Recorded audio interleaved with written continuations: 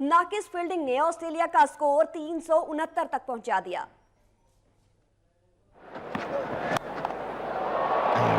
Goes again into the deep and just out of reach of Sharjeel.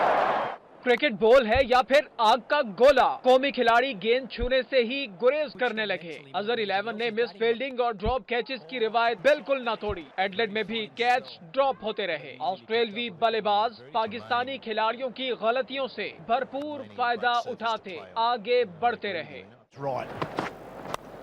David Warner will hit him hard if he doesn't. Well fielded, really well fielded, and a chance if he can hit. Oh, that's well done.